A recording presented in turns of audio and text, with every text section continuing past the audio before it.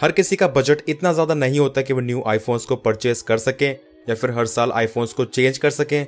In fact discontinue होने के बाद भी आईफोन्स की वैल्यू काफ़ी अच्छी बनी रहती है, क्योंकि आईफोन्स की परफॉर्मेंस लॉन्ग टर्म में काफ़ी अच्छी रहती है, भले अगर हम बात करें फिजिकल या फिर सॉफ्टवेयर वाइज। एंड यही एक रीज़न है जिसकी वजह से आज के डेट में भी लोग पुराने आईफोन्स को परचेस करना प्रेफर करते हैं। फॉर एग्जाम्पल अगर हम बात करें आईफोन 10 की, या आईफोन 2017 में लॉन्च हुआ था अराउंड 90,000 रुपीज़ का, बट आज की डेट में आपको ये फोन ईजिली अराउंड 20,000 रुपीज़ का मिल जाता है। सो इस तरह के आईफोन्स को परचेस करने के लिए आपको डिफरेंट प्लेटफॉर्म्स या फिर वेबसाइट मिल जाती हैं, बट उसी के साथ फ्रॉड के भी बहुत ज्यादा चांसेस हो जाते हैं, बहुत सारे लोगों के साथ फ्रॉड होता भी है। सो किस तरह से आप लोग एक सही आईफोन परचेस कर सकते हैं, एंड उसी के साथ में कुछ बहुत ज्यादा इंपॉर्टेंट चीजें भी शेयर करने वाला हूँ जो कि आपको डेफिनेटली पता होनी चाहिए। So make sure to watch this video till end. Hey guys, I am Ankit, you are watching Gadgets Life. Let's begin.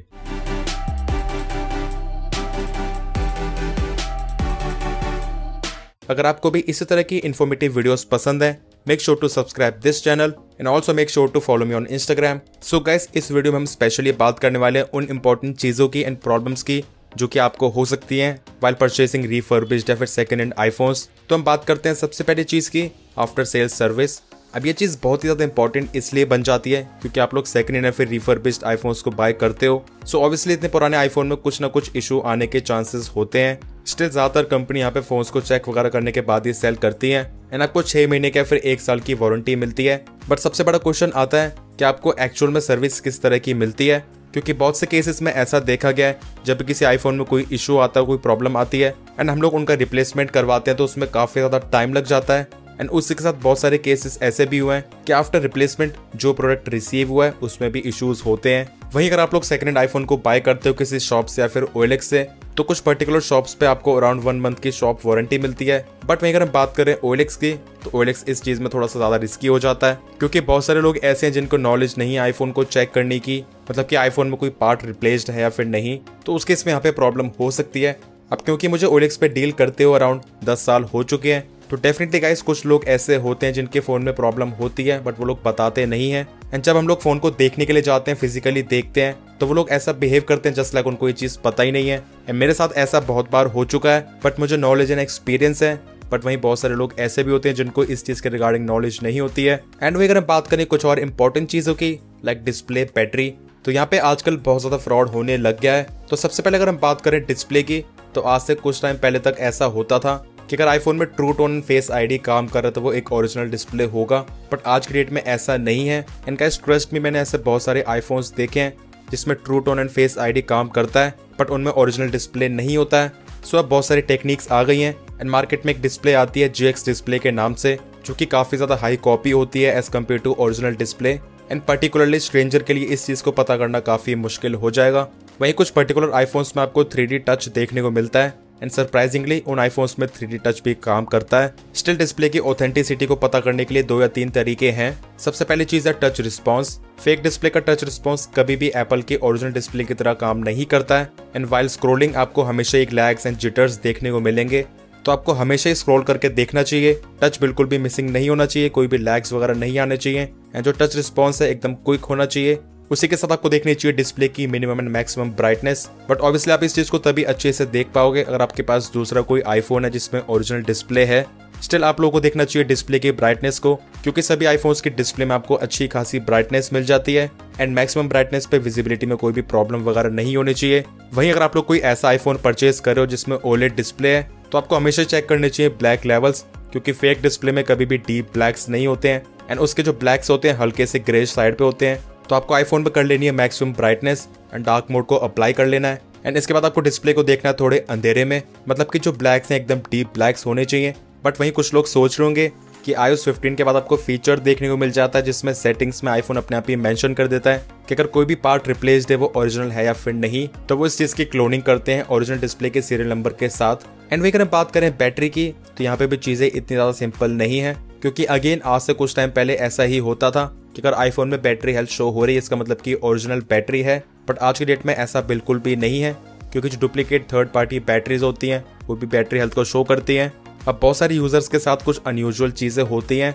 Like मुझे इंस्टाग्राम पे कुछ क्वेरीज आती हैं, वो लोग बताते हैं उन लोगों ने आईफोन को परचेस करा है OLX से, एंड कुछ दिनों के अंदर उनकी जो बैटरी हेल्थ है 4 या फिर 5% ड्रॉप हो रही है, जो कि ऑब्वियसली बहुत ज्यादा मैसिव है। वहीं कुछ और केसेस भी हुए जिसमें लोगों ने रिफर्बिश्ड आईफोन्स मंगवाए थ्रू डिफरेंट वेबसाइट्स एंड उनमें बैटरी हेल्थ मिली 100%, बट 1 या 2 हफ्ते के बाद उनकी जो बैटरी हेल्थ है 80 या फिर 85% आ चुकी है एंड ऑब्वियसली उस टाइम तक रिप्लेसमेंट या फिर रिटर्न की विंडो भी निकल चुकी होती है जो कि 7 या 10 दिन की होती है। तो अब ऐसे में चीज़ें काफ़ी डिफिकल्ट हो जाती हैं एंड मुझे बहुत ज़्यादा बुरा लगता है ऐसे लोगों के लिए जो कि अपना हार्ड अर्न मनी स्पेंड करते हैं इस उम्मीद में कि हम लोग अच्छा आईफोन यूज़ करेंगे कुछ टाइम के लिए। एंड डिस्प्ले की तरह सेम केस बैटरी में भी आता है, मतलब कि आईफोन शो नहीं करता है अननोन पार्ट, बट उसके बाद भी जो बैटरी है वो रिप्लेस्ड होती है। सो डिस्प्ले की तरह ही बैटरी में भी यहाँ पे क्लोनिंग करी जाती है सीरियल नंबर वगैरह की। अब बैटरी हेल्थ में चीट करने के लिए बहुत सारे तरीके हैं एंड आप लोग इस चीज़ के रिगार्डिंग यूट्यूब पे वीडियोस भी देख सकते हो। फॉर एग्जांपल कई बार फेक तरीके से बैटरी हेल्थ को बूस्ट करा जाता है थ्रू डिफरेंट डिवाइसेस, मतलब कि अगर किसी आईफोन की बैटरी हेल्थ अराउंड 85% है तो वो लोग आईफोन की बैटरी हेल्थ को बूस्ट कर देंगे एंड वो शो करेगा 100% बैटरी हेल्थ। बट जैसे आप लोग उस आईफोन को अपडेट करोगे या फिर उसको रिस्टोर करोगे तो काइंड ऑफ एक पैच होता है वो हट जाता है एंड जो रियल बैटरी हेल्थ है वो शो हो जाती है। एंड गाइस ये चीज़ बिल्कुल भी फेक नहीं है, ऐसा पॉसिबल है। वहीं कुछ लोग बैटरीज को रिप्लेस करते हैं पर जो बैटरी की एक्चुअल क्वालिटी होती है वो बहुत ज़्यादा खराब होती है एंड आपको आईफोन में 100% बैटरी हेल्थ तो शो करेगा पर जो उसका एक्चुअल बैकअप होता है वो बिल्कुल भी क्लोज नहीं होता है ओरिजिनल बैटरी के।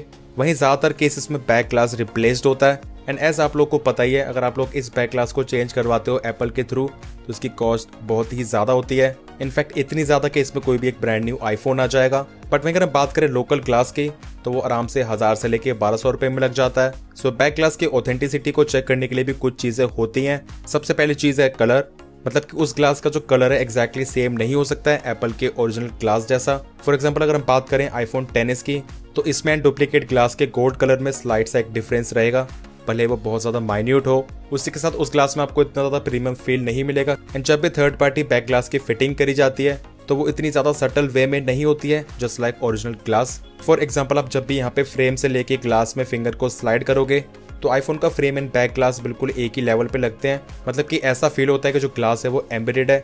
बट वहीं जो थर्ड पार्टी ग्लास होता है उसका जो साइड का सरफेस होता है वो हल्का सा उठा हुआ होता है। कई बार ऐसा भी होता है कि लेफ्ट साइड से उठा हुआ होता है एंड राइट साइड से नहीं होता है, तो आपको चारों तरफ देखना अच्छे तरीके से यूनिफॉर्मिटी नहीं होती है इन टर्म्स ऑफ फिटिंग। अब क्योंकि सेकंड हैंड आईफोन्स को परचेज करने के लिए मैं बहुत सारी सेकंड हैंड मोबाइल शॉप्स पे विजिट करता रहता हूँ एंड उसी के साथ बहुत सारी डील्स भी देखता हूँ, OLX पे लोगों से बात करता हूँ, तो आपके साथ मैं कुछ एक्सपीरियंसेस शेयर करना चाहता हूँ। तो अभी मुझे रिसेंटली आईफोन XS Max को परचेज करना था एंड मैंने बहुत सारी शॉप्स पे देखा, तो अब जो एक्सपीरियंस था काफ़ी डिफरेंट था क्योंकि जितने भी फ़ोन्स मैंने देखे उनमें से 90% फ़ोन्स की जो डिस्प्ले वो चेंज थी, मतलब कि डिस्प्ले बिल्कुल भी स्मूथली काम नहीं कर रही थी just like apples original display. And वहीं उन फ़ोन्स के डिस्प्ले के जो ब्लैक लेवल्स थे बिल्कुल भी क्लोज नहीं थे किसी भी OLED डिस्प्ले के ब्लैक्स लेवल की तरह। बट वहीं उन फोन्स में 3D touch, true tone and face ID काम कर रहा था एंड इवन कुछ आईफोन्स मैंने ऐसे भी देखे जिसमें कुछ डिफरेंट तरह के इशू थे। फॉर एग्जांपल एक आईफोन XS Max में ऐसा इशू था तो उसका जो प्राइमरी लेंस है अच्छी तरीके से काम कर रहा था, बट जैसे मैंने टेलीफोटो लेंस पे स्विच करा तो वो लेंस डिफरेंट से कलर शो कर रहा था एंड फोकस बिल्कुल भी अच्छी तरीके से नहीं कर पा रहा था। वहीं एक आईफोन XS Max में वाइब्रेशन ही काम नहीं कर रही थी। तो आप लोग देख सकते हैं कितनी डिफरेंट चीज़ें यहाँ पे हो सकती हैं, कितनी पॉसिबिलिटीज़ हैं। सो आई नो इन सब चीज़ों को सुनने के बाद, जानने के बाद आप लोग के मन में डाउट्स बहुत ज़्यादा आ गए होंगे, बहुत ज़्यादा कंफ्यूजन हो गया होगा रिगार्डिंग रिफर्बिश्ड या फिर सेकंड हैंड आईफोन्स। मतलब क्या एक्चुअल में आपको इन आईफोन्स को परचेस करना भी चाहिए या फिर आपको न्यू आईफोन्स को ही लेना चाहिए। अब ऑब्वियसली लोगों को मजबूरी में ही ऐसा करना पड़ता है क्योंकि जो आईफोन्स का प्राइस है काफ़ी ज़्यादा रहता है एंड अफोर्ड ना कर पाने की वजह से लोग रिफर्बिश्ड या फिर सेकंड हैंड आईफोन्स को बाय करते हैं। बट गाइस ऐसा बिल्कुल भी नहीं कि आपको अच्छी डील्स नहीं मिल सकती हैं, क्योंकि मैंने भी OLX के थ्रू बहुत सारे आईफोन्स परचेज करे हैं। वही मैंने बहुत सारे रिफर्बिश्ड आईफोन्स भी मंगवाए हैं like to good, Cashify, Sell Buddy से।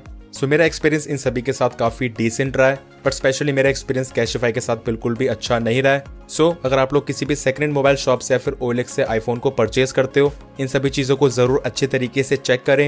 एंड ऑब्वियसली यहाँ पे फ़ोन्स को चेक करना ईजी हो जाता है क्योंकि आपको वेबसाइट से रिफर्बिश्ड आईफोन्स को घर पे मंगवाना पड़ता है, उसके बाद ही आप लोग उसको चेक कर सकते हो। एंड अगर आप लोग को कोई इशू होता है, आप लोग सेटिस्फाइड नहीं है, तो उसका एक डिफरेंट प्रोसेस होता है रिप्लेसमेंट के लिए। सो क्या आपको रिफर्बिश्ड या फिर सेकंड हैंड आईफोन्स को परचेज करना चाहिए? तो मेरे हिसाब से इसका कोई एक फिक्स आंसर नहीं हो सकता है क्योंकि बहुत सारे लोग ऐसे हैं जिनका एक्सपीरियंस काफ़ी अच्छा रहा है थ्रू रिफर्बिश्ड वेबसाइट्स, बट वहीं कुछ लोग ऐसे भी हैं जिनका एक्सपीरियंस अच्छा नहीं रहा है। मुझे दोनों तरह के कमेंट्स आते हैं, बट मुझे लगता है हम लोग को ज़्यादा अवेयर होना चाहिए, इन चीज़ों की ज़्यादा नॉलेज होनी चाहिए एंड आप लोग को ब्लाइंडली ट्रस्ट नहीं करना चाहिए, बल्कि ट्रस्ट होना चाहिए खुद पे। एंड वो चीज़ तभी आएगी जब आप लोग को नॉलेज एंड एक्सपीरियंस होगा। सो आई होप आप लोगों को इस वीडियो से कुछ नॉलेज मिली होगी। अगर आपको ये वीडियो पसंद आया तो वीडियो को लाइक ज़रूर कर देना। वहीं अगर आपको कोई भी क्वेरीज या कोई भी डाउट्स हैं, you can ask in the comment sections channel पे न्यू है so make sure to subscribe this channel along with bell icon. मिलते हैं मेरी इसी तरह की नेक्स्ट इन्फॉर्मेटिव वीडियोस में। Till then take care.